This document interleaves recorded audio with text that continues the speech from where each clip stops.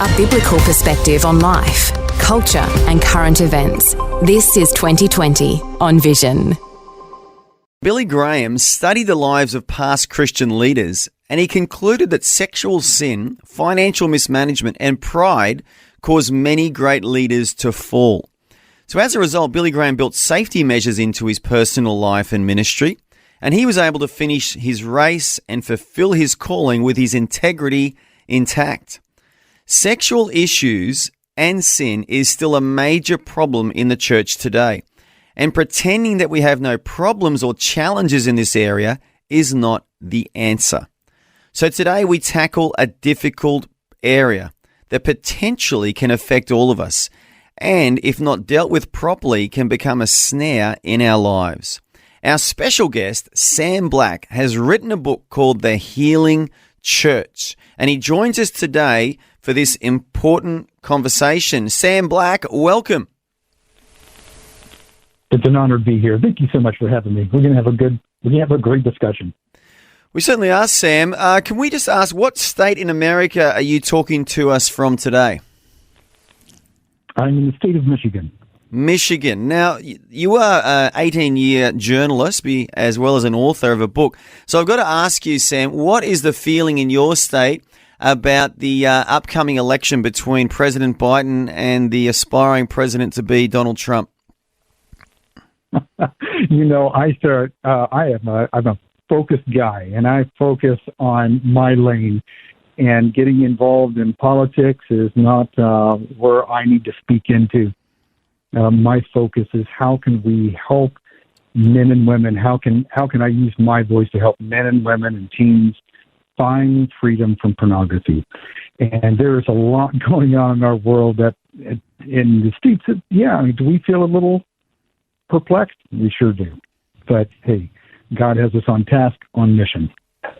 There you go. Good answer. In other words, you don't want to talk about Trump and Biden. We're just curious. We've been talking about it a lot this week. Obviously American politics affects the rest of the world. We are your strongest, or one of your strongest allies here in Australia. So we are looking on with curiosity as to what the outcome of that election will be. But as I said in the introduction, you've written this book called The Healing Church. And I guess the question I want to ask you, Sam, is why did you write this book? I could see so many ministries and people who really wanted to care for people who were struggling, but the answers that they were providing weren't helping very much. In fact, in my 17 years at Covenant Eyes, I heard this repeated theme over and over again from people who had gone through a healing process, who had learned to live in freedom from pornography. And what they were often saying after discovering that freedom, living in greater wholeness, was my church didn't help me very much. Well, that's not the way it's supposed to be. The church is what we have here on earth to express God's love to one another. It is a place where God does miracles and healing in people's lives. And so in writing The Healing Church, I didn't just simply say, well, this is what's all bad. I went and visited churches throughout the United States and Canada specifically, and to help understand what were they doing well, how were they addressing these well. We could find good examples and then learn from them rather than trying to reinvent the wheel. So I interviewed more than 70 pastors, ministry leaders, counselors, looked at more than 70 studies and books, etc., to do the writing for this book.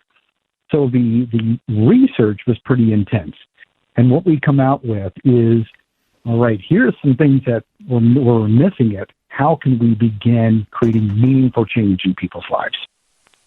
Okay, so that makes a lot of sense. So you've identified that some churches weren't really resourced or able to really minister into this area, and so you wanted to provide a resource for all Christians and all churches to use. And I noticed, as you said, you spoke to about 70 church leaders and pastors and just different Christian people about this issue. Mm-hmm. So what did you learn when you were doing all this research? What really stood out to you? I think one of the big things is that how the church is missing how pornography is undermining every ministry in the local church. So it's one thing to go, oh yeah, porn's bad. It's bad for adults. They shouldn't look at it. They're looking at it as being rebellious or something like that, right? But we miss how our children are being exposed to pornography at younger and younger ages, especially since the release of the iPhone in 2007. Children on an increasing rate are seeing pornography at younger and younger ages. And they're not prepared for that, and parents aren't having conversations with that, and they just believe their kids would never be curious. And so we're missing those opportunities, both not only to train our kids, but we're missing the opportunity to train our parents about how to equip their kids. We're missing that among teenagers. You know, we put on these parties and concerts and stuff at our churches and activities, and miss that teenagers are among the most prolific users of pornography. And as they go into adulthood, now they're not just simply, hey, you need to make a right choice. They are struggling with a 500-pound gorilla on their back. Many Christian men and women are saying to themselves, I want to be free from pornography. I don't want this in my life. This is a secret that's pulling me away. And yet I can't seem to break free. And I don't know how I got stuck. I don't know why I seem to stay stuck, and I don't know where to take my next real step toward living in ongoing freedom. Okay, that's really good. Now, I do have a co-host with me today, Fel Limmer, and it's good to get a woman's perspective, and I think Fel wants to join the conversation. Fel, you got a question for Sam? Yeah, great to talk to you, Sam. Great to talk to you, Sam. Thanks so much. It's an interesting conversation, and one that I can imagine a pastor would find actually really difficult to engage in. You have a mum come to you, or a child, or someone who's stuck in this problem, and for a pastor it could just seem overwhelming. I love to hear that in your discussions with churches there are some doing well with that conversation. What was it that they did well? What could a church do or a pastor do to equip themselves to be able to deal with this issue? Well, I think the first thing is knowledge precedes understanding, and understanding precedes change. Right. And so what we've often kind of come at this with just this, don't do that, God's not for that, and we miss a great deal of understanding why pornography can be so troubling. We miss the neurology behind pornography. You know, we have nothing to fear about understanding how God created our mind, body, and spirit. But pornography, especially when it's been introduced at a young age, and here's three common factors that we often see among adults who are struggling with pornography intensely. It's the early exposure to pornography, often as a child, the ongoing use and repetition of use of pornography over time through adolescence, into adulthood, etc., and often some pain, some trauma or drama that's happened often early in life, but can happen elsewhere.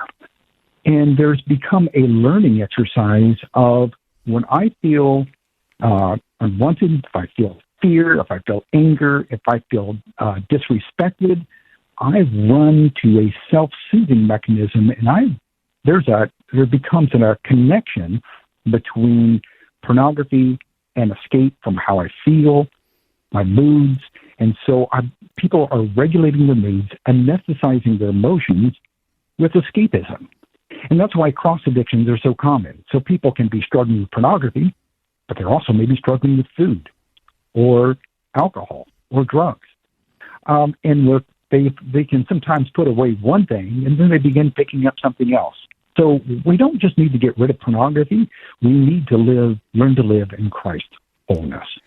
Yeah, I think you've nailed it there, Sam. I think you're right, because all addictions are very similar, aren't they? It's a form of escapism, and there's an underlying issue. So whether it's gambling or pornography or drinking or, drugs, there's so many things people can be addicted to these days. It's actually that underlying cause, isn't it? Whether that's a trauma or some form of neglect or abuse or something, there's an underlying reason which needs to be addressed, which I guess that was one of your findings, wasn't it? That sexuality is not the key issue behind porn addiction. It's something far deeper than sexuality.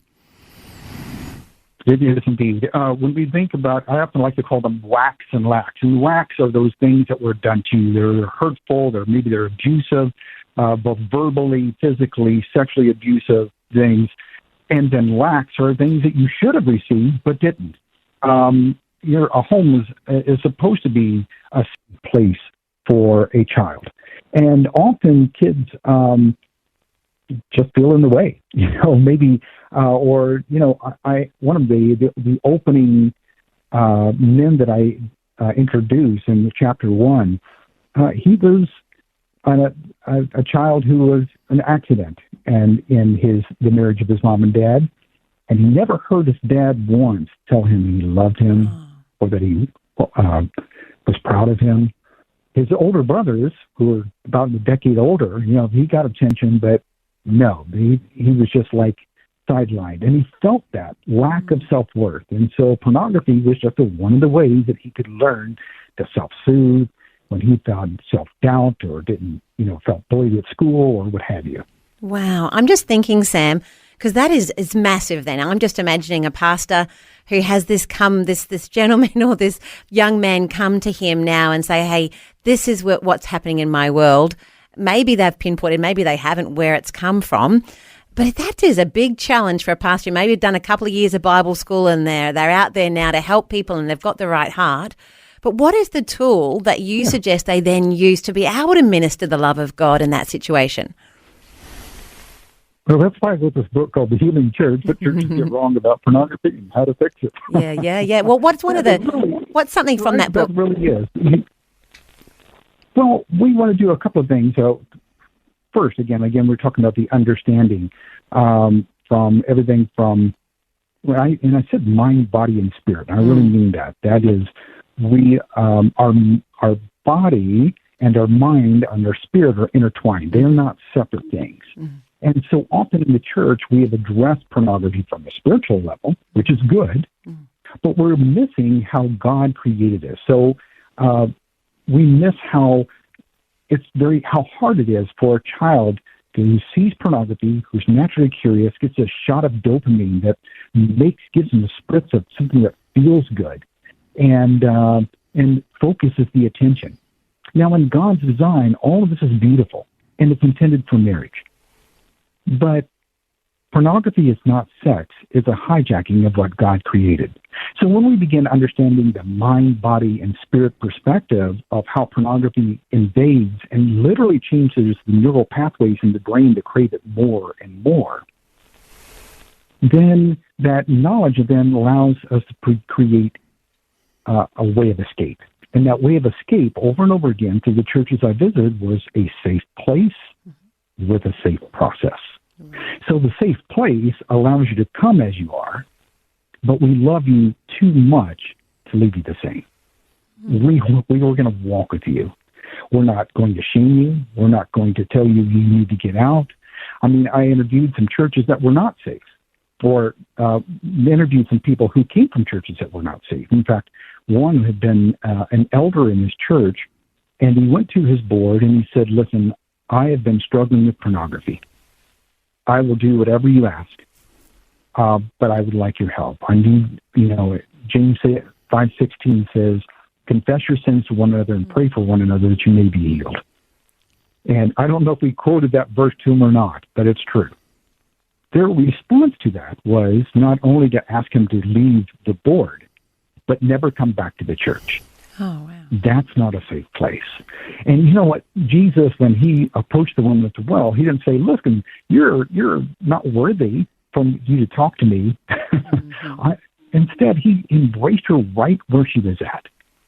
Right? And so what we need to do is, in so much in our churches, is think about, is our culture safe? Is it a safe place where we can talk about some tough topics? And on one side, it seems that some churches are almost too safe, because everybody has problems. We just recognize everybody's got sin in their life or issues or things they need to deal with, but you're never called to change. On the other side is it's very strict. It's very strict religiously. I'll just leave it at that. And in that atmosphere, it's not okay for people, especially Christians, once that they've accepted Christ, they're just supposed to be, hey, you're supposed to be over that. Don't do that anymore. You don't have any struggles in your life. You can't have any strongholds in your life. And in there, people hide. So what we need is right in the center where it's okay to come as you are, but we don't want to leave you stuck where you are.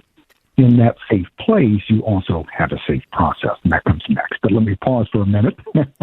Well, that's a great. I love that summary of what everyone needs, every believer needs, and even unbelievers. But I'd like to put it out there today. Maybe you've got a story. I'd like to hear stories of people who've overcome their addiction. It could be an addiction to porn, could be an addiction to food, could be an addiction to anything. But what are the keys that worked for you? Have you found healing? Maybe from pornography or some other form of addiction, or are you on a journey now where you actually are being healed and being restored? We'd love to hear your story today. And the switchboard is lighting up, and we've got callers, and I want to get through all these callers before the news say. So we have TJ first up. TJ, have you got a comment or a question for us today? Got a very short bit of testimony. I got set free from chronic alcoholism in 1998. Great. Tell us what worked for you. How did you get set free from that? I'd love to hear that journey. Well, just in a nutshell, I was adopted as a baby, and I came into an alcoholic family. And I just drank to escape, a lot of emotional problems I had, rejection, all those issues. But when I got set free, it was actually very much a deep spiritual set freeing. I had an elder from a church and a pastor pray with me for 2 hours. Wow. And I believe God broke those, the spiritual chains of the addiction of my life, but also the fear that if I went back into alcoholism again, what I would lose, because I almost lost my family, my parents, in the process of drinking. I did a lot of damage to my family. And I think that fear of going back into alcoholism again or drinking again, what it would cost me, So, fear was the big thing for me. Okay, and TJ, that was in 1997-98. We are now 2024, so you've been free ever since? Yes, ever since. I've never touched alcohol. I had one situation where I was sort of tempted. Someone actually, it was by accident. Someone bought me a box of liqueur chocolates as a gift. They didn't know that I was a recovering alcoholic.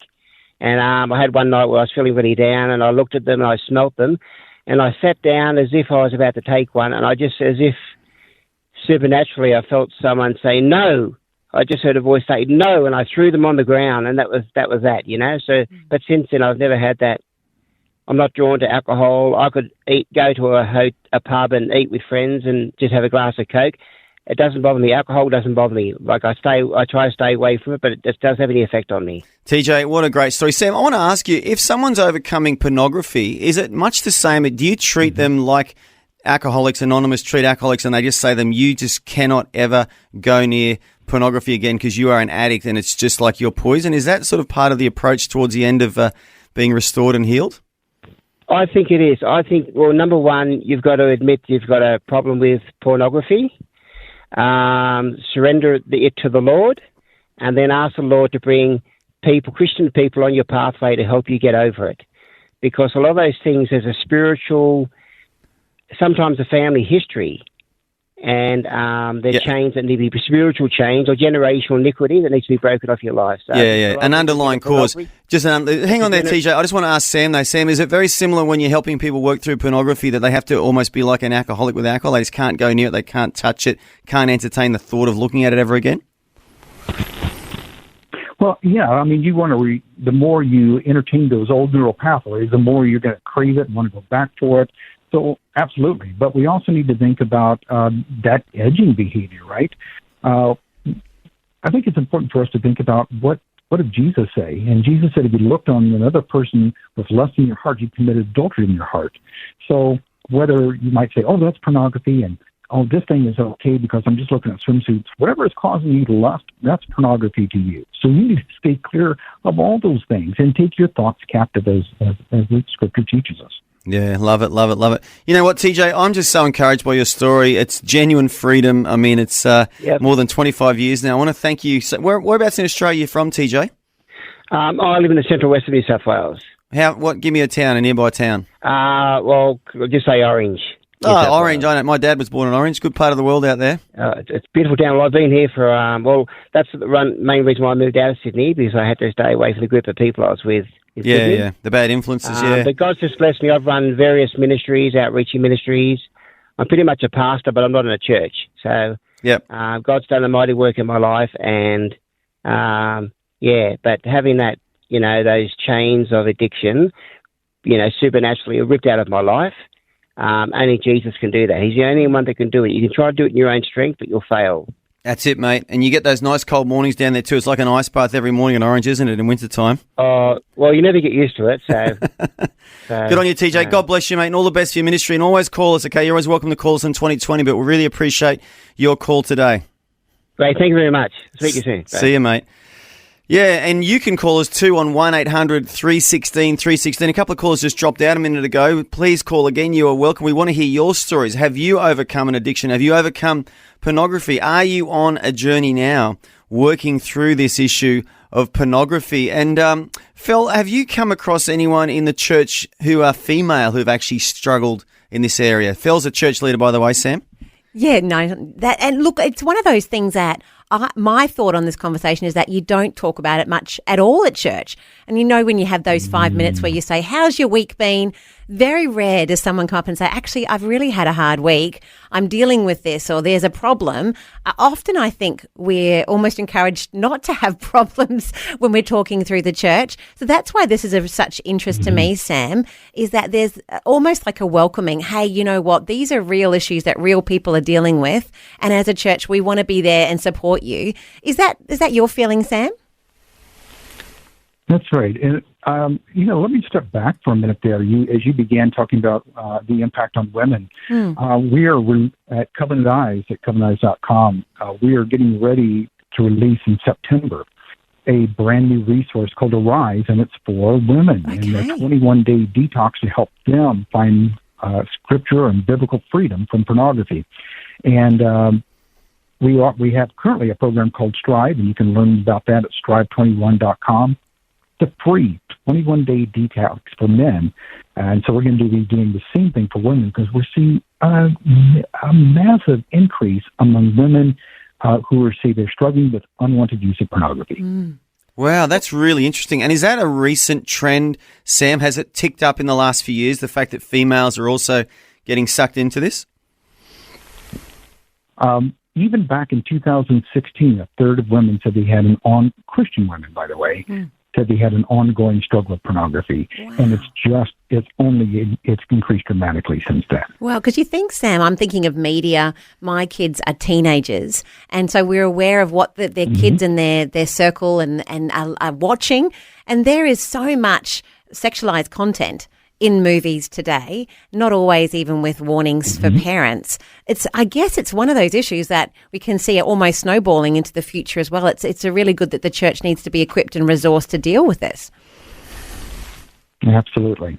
So many parents have told me that their child first seeing pornography actually happened on their watch, in their living room, in their kitchen, on a drive to somewhere. It's not probably too uncommon for a mom or dad to allow a 7 or 8 year old to use their phone and maybe play a game or look on something while they're taking a drive. And over again, moms and dads have said that was the time that a cousin or a friend said, hey, I dare you to look something up. And that would be the first time they saw pornography in the backseat of a car on a family trip. So we need to be aware of what's happening on all of our devices and, have ongoing discussions. We need to teach, train, and disciple our kids, as well as to teach, train, and disciple our adults in our churches as well. And it's creating that safe space, isn't it? Because you think the first thing a kid in that situation is going to do is hide away from the parent. But for them to be feeling safe, that they can come to you and say, hey, Mum, hey, Dad, I saw something and this is how it's making me feel. This is what that's a tricky situation, or that's a very safe place that you have to create for that to happen. And congratulate them. Welcome those kind of conversations. Right. When your kids ask strange things, you want to even rehearse that, role play that. I would have my son and say, okay, I want you to go in your bedroom and I want you to make up a really crazy story that you think will freak me out. And you come out and tell me. And he would come out and tell me this crazy story, and he'd think he might get in trouble. And I says, oh, well, tell me more about that. What happened? Who was there? And it was training so the day that he could, when he did see things, he could come to me, or if he had questions, he didn't have to be in fear of coming to Mom and Dad. I often tell moms and dads, if you ever find your child seeing pornography, the worst thing that you can do is shame them, because shame will only teach them to hide more. Well, Sam, we've got a couple of other callers who've got some questions and some comments for us. And Franco's calling us. He's down in Adelaide Hills, which is about 4,000 kilometres, I think, from where I'm standing right now. Well, he normally is, but I think you're in Queensland today, Franco. It's Phil here from Rise and Shine. How you doing? Yeah, Phil, I'm in Macleay Island. Yeah, we are from Adelaide, but we're in Macleay Island visiting the battery man, our Uncle Victorio. And he's 82, Mum's 84, the last two of 14 kids. Wow. In Australia. And, they come from the Abruzzo in Italy, and a very, very powerful family. It's just amazing, these guys. You know, they took us to church. His church was just across the road, and he's a senior member there, and just had a ball. And it was a Catholic church, and I've got to be honest, like, I'm not a Catholic and that, but I did listen, and it was pretty good. I remember my auntie was a Catholic, and I said, "What about this?" And she goes, "I don't know, Uncle, but I do know I love Jesus." Oh, that's nice.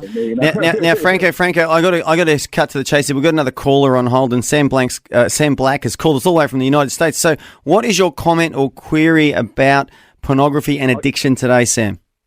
Sorry, Franco. Okay. I think, when I grew up in church, look, we raised 5 kids. The pastor of the church said that we couldn't have a TV or go to the cinema if we wanted to be in the ministry. If you just wanted to sit in the body, that was fine. And this, the pastor was very smart and realised garbage in, garbage out. If you're going to be watching the world 7 days a week and only going to church one day, that's a big difference in itself, And so just that alone, I mean, there's so much out there. I remember my old pastor on the men's discipleship, he said, the first look is the devil's, but the second one's yours. You can't stop the first, but you certainly stop the second look, Well, that's tweetable, Franco, right there. The first look is the devil, and the second look is yours. So true. So, Franco's pushing the abstinence train here, Sam Black. What's your comments on total abstinence? Is that part of the solution? Well, I love that, by the way, garbage in, garbage out. The other part of what he was saying, the first look is the devil's and the second is yours. Wow.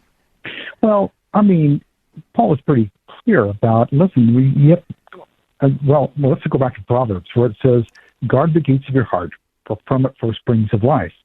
Well, that sort of sounds like a well. That sounds like there's an imagery of a spring. And if you poison the spring, if you're putting junk in your spring, junk's going to come out.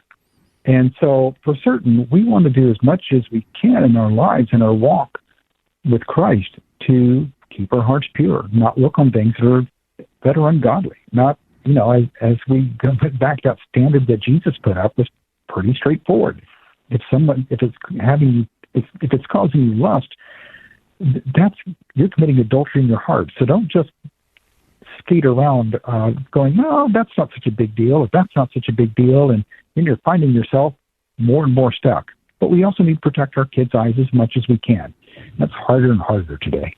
Yeah, absolutely. I recommend that, parents not only filter but monitor what's going on on how devices are being used. Yeah, very good, very good. Franco, I want to thank you so much for calling us on 2020 today. You're a long way from home, and I hope and pray that you... how did you get to Macleay Island from Adelaide? That's a long journey.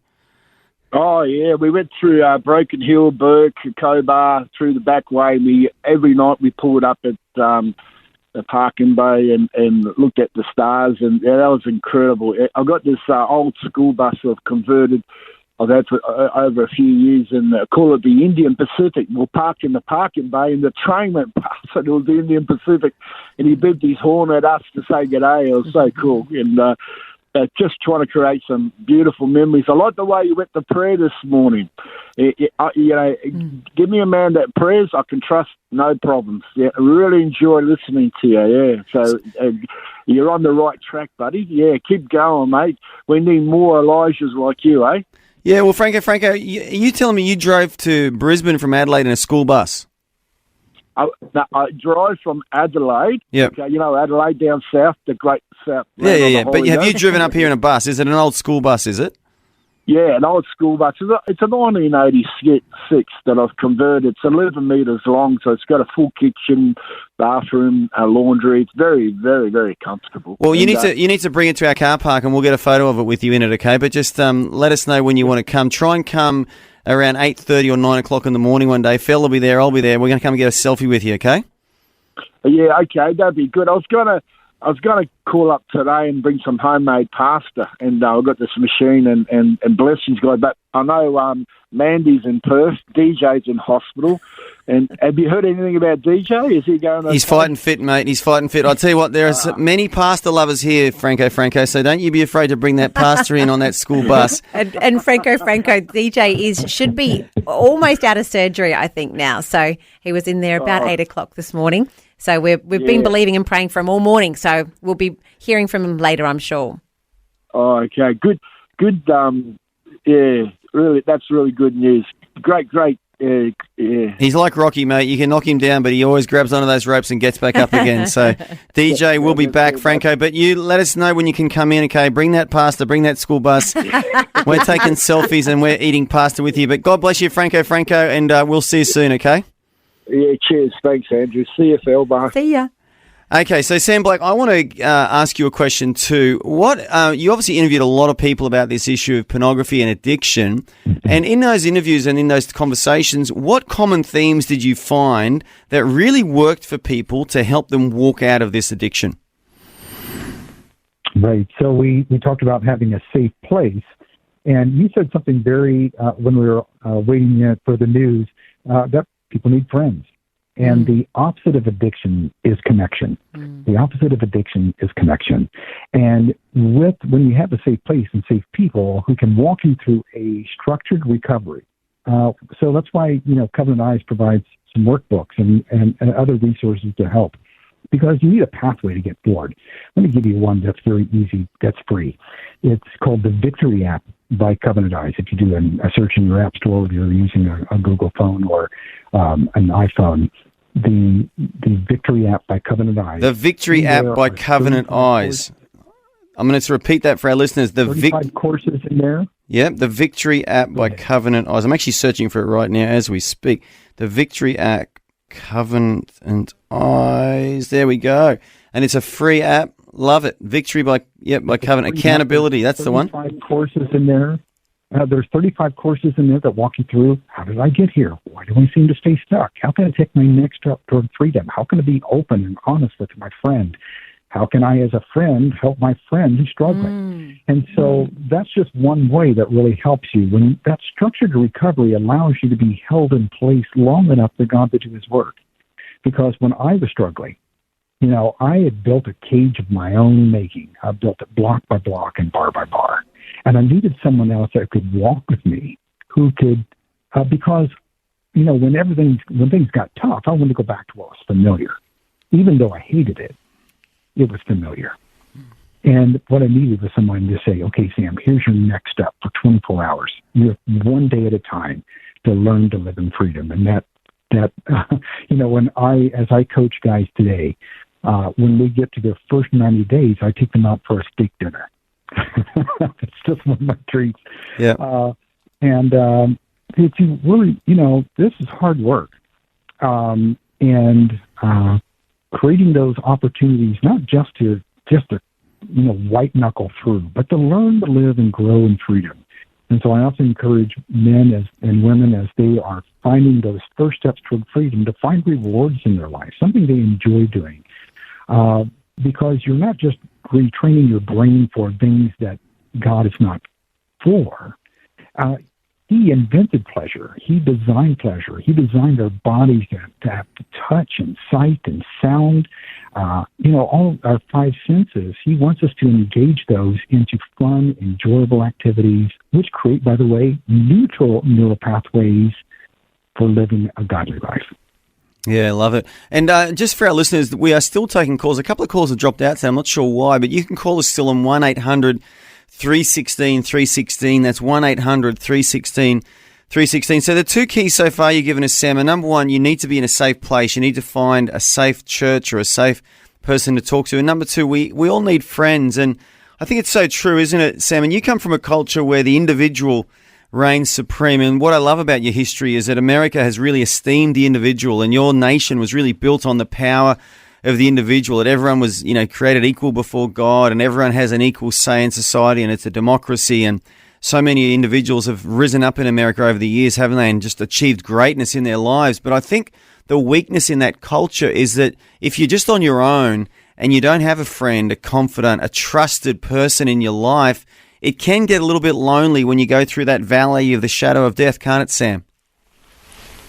That's absolutely right, and that's what that part we talked about, the three parts. One is that safe process again, safe friend. That's good, or the safe place. I'm sorry, but we need to make sure we don't miss the safe process, and you have to go through the safe process with others. You can't do it by yourself. I've never seen anybody break free from pornography by themselves on their own. It's always in connection with others. Now, somebody that might, as one of our callers had a miracle happen for him where he was released from alcoholism. That's wonderful. Sometimes God heals people of their addictions instantly. They put down booze, drugs, cigarettes, porn, whatever. But often God calls us on a journey with other Christians, with other believers. And it requires us to submit ourselves with childlike helplessness within that fellowship of believers to take one day, one step at a time with someone else, not to try to do it on your own. It doesn't work. That seems to me like it could be the hardest part, Sam, is finding that safe place and finding that body of believers who you can walk through this with. What would you recommend to someone who's listening out now and says, look, I recognise there's an issue, but how do I go about finding a safe place or a safe person that I can be brave and say, hey, I've got this issue, can you help me? I think we can all probably sit down and write down a list of people that we might consider talking to. Maybe it's someone we just admire. Maybe it's someone in our church that we've said, that person seems to really be open and honest when they talk. They're not puffed up. They're not prideful. They seem to be really down to earth. That's probably a good person. You might just write down their name. Pray over that. Is that someone that you're asking me to reach out to? Because you're right. So many of us have become so individualistic that we don't have a close friend. I remember I talking to some church pastors from very small churches, and they say, Sam, it's really hard for us in our small church to be that open and honest, to practice James 5:16 with one another, to confess our sins to one another and pray for one another. And because, our kids go to school together, we go to the same barbecues, maybe we go to the same workplace, whatever it is, and we just know each other too well. And then I'll go to these massive churches where there's thousands of people attending, and people say, they'll learn that I'm from Covenant Eyes, and they'll say, hey, I want an accountability partner, and what we call an ally, to receive my reports from Covenant Eyes, right? But I don't know someone I can trust. I don't know someone close enough in this big church. It's not the size of the church that's the problem. We need to really ask ourselves, what part of James 5:16 do we not believe? What part of our pride is getting in the way of us going and being open and honest with someone else? Because often that is the real crux, isn't it? If I tell somebody how I'm struggling, maybe you won't love me anymore. Maybe you won't respect me anymore. Maybe you'll reject me. Maybe all those things of my pride are getting in the way. And what we find often, what I found over and over again, is someone goes, oh man, you're struggling in that way. Well, I've been struggling too. Or they go, man, I'm willing to walk with you. I understand that you're struggling. This is a big issue in our culture today. Let's start meeting. Let's have conversations. Yeah, hey, I love it, Sam. Sam, you've got a very soothing voice. I think I don't know if you've done any sort of podcasts or anything on YouTube. I think I could go to sleep listening to you, Sam, just soothing me with your voice, telling me everything's going to be okay, you know. But when you were talking before, Sam, I thought about King David, because he had a real problem in a sexual issue with a woman he'd committed adultery with. And he was a man after God's own heart, and God just esteems David so much, even to the point where Jesus allowed himself to be called the son of David. But even David couldn't really work through that on his own, could he? He needed Nathan to come to him and prophesy and pray and actually hold him accountable. So in a way, he went through a process, and David was restored. So I'm thinking, wow, if David, one of the greatest men in the Bible, needed a process, needed a safe place, and needed a trusted friend, I think, Sam Black, you are on the money today with that soothing, healing voice of yours. And look, we've got another caller. We'll just squeeze them in before we wrap up today. And we have Anne from Labrador on the Gold Coast in Queensland. Anne, are you there? Yes, I'm there. I think social media has been part of the responsibility for pornography, because young people can reach it quite easily, even though television is that way too. But when you have this social media, any young person can come on and go through the social media thing. So how do you stop that from happening?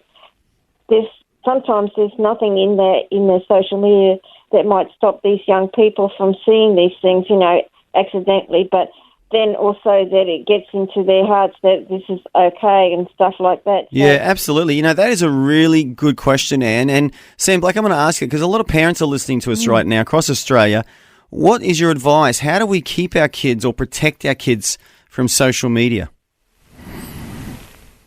Well, I think let's back up from not just social media. There's a lot more things just in social media. We're, as parents, are handing these devices to children 6, 7, 8, 9 years old, and smart devices, and they don't need them. We encourage at Covenant Eyes for parents to wait until about 14 years old before a child can receive a smart device.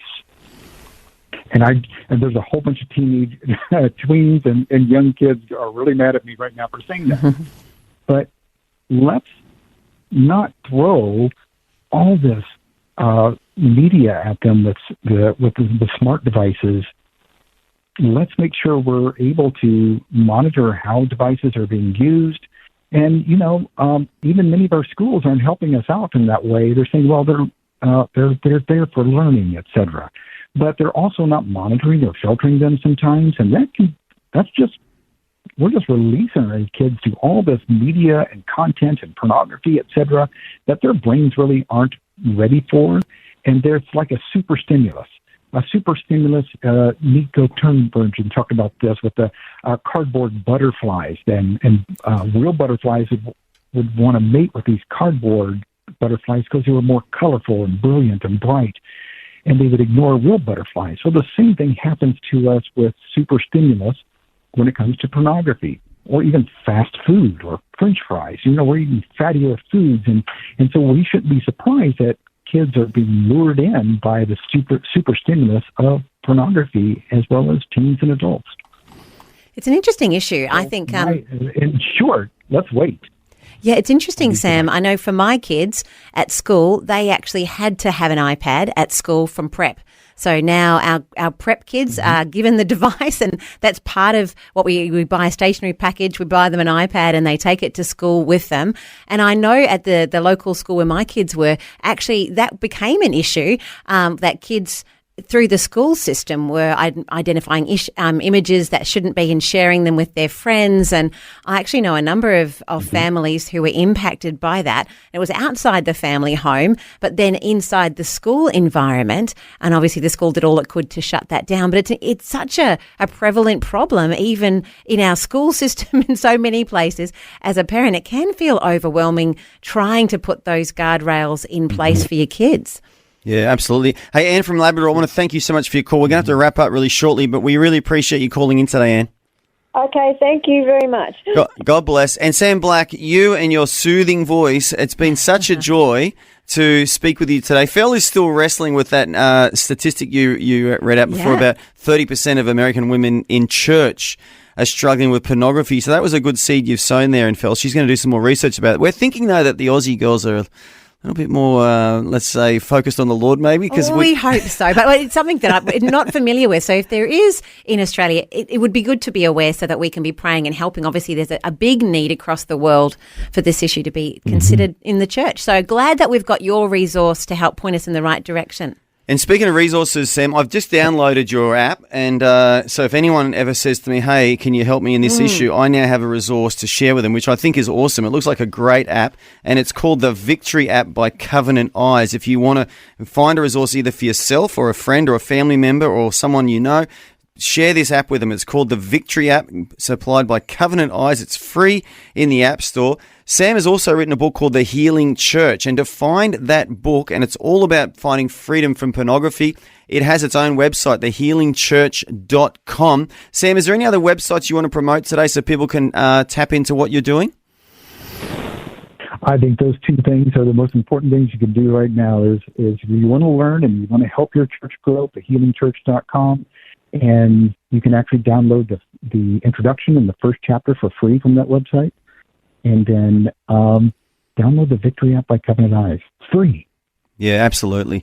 Sam, it's such an important topic, and I just want to applaud you and just say well done for writing this book and really focusing on this area. It's obviously a massive issue in our society. We're only joking. Obviously, Australia has real challenges in this area as well with both men and women. I'm about to interview a woman, actually, who has admitted that she struggled with porn for a number of years, an Australian woman in Sydney, Australia. So that's going to be an interesting conversation as well.